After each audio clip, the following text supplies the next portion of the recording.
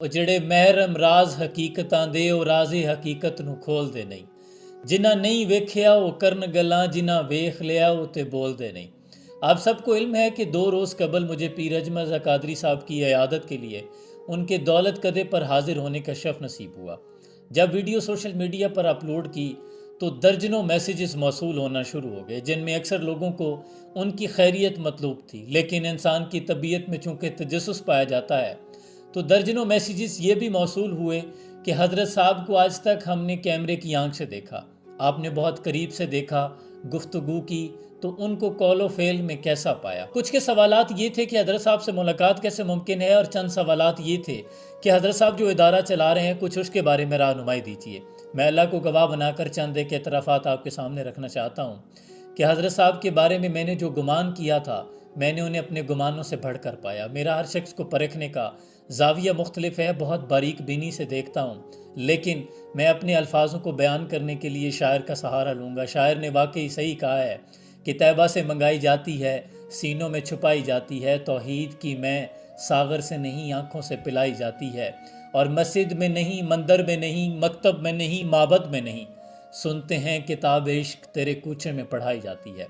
हज़रत से गुफ्तगू के दौरान वक्त का अंदाज़ा नहीं हुआ, और मैं उनके चेहरे पर उनकी आंखों से जो चमक देख रहा था वो इकबाल का कलाम मेरे जहन में आ रहा था कि हासिल किसी कामिल से ये पोशीदा हुनर कर, कहते हैं कि शीशे को बना सकते हैं खारा, अल्लाह को पामर दिए मोमिन पे भरोसा, इबलीस को यूरोप की मशीनों का सहारा। तकदीर उमम क्या है कोई कह नहीं सकता, मोमिन की फरासत हो तो काफ़ी है इशारा। दौरान गुफ्तगू बहुत से लोग आए जो उन्हें लंबी उम्र की दुआएं दे रहे थे।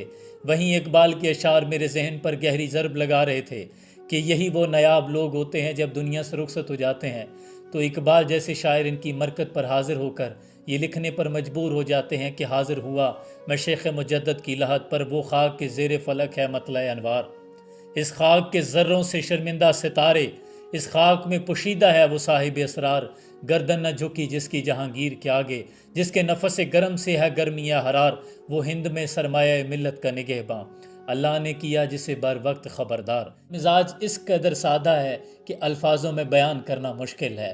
अक्ल वालों के नसीबों में कहाँ ज़ौक़े जुनूं, इश्क वाले हैं जो हर चीज़ लुटा देते हैं, अल्लाह अल्लाह किए जाने से अल्लाह न मिले, वाकई अल्लाह वाले हैं जो अल्लाह से मिला देते हैं। उनके इदारे की बात की जाए तो एक बहुत बड़ी बिल्डिंग, बहुत बड़ा प्रोजेक्ट है जिसकी उन्होंने संगे बुनियाद रखी है। वो जो फैज़ान नज़र था कि मकतब की करामत थी, सिखाए किसने इस्माइल को अदाब फ़रजंदी, उनके हाथ से जो नौजवान निकलेंगे यकीनन वो मुस्तकबिल के मेमार होंगे। मैं आप तमाम लोगों से ये कहूँगा कि हम जो दूर बैठ कर अंदाज़े लगाते रहते हैं कभी करीब जाकर देखा करें।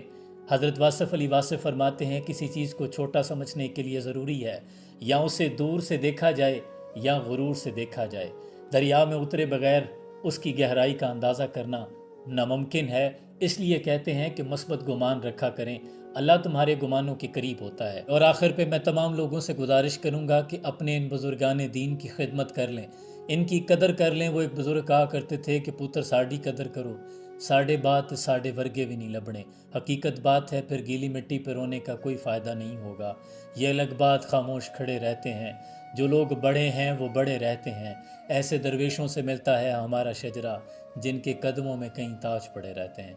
अल्लाह इनका साया ता देर हमारे सरों पे सलामत रखे, अल्लाह इनको उम्र खज़र अता फरमाए। बहुत सा प्यार, सलाम।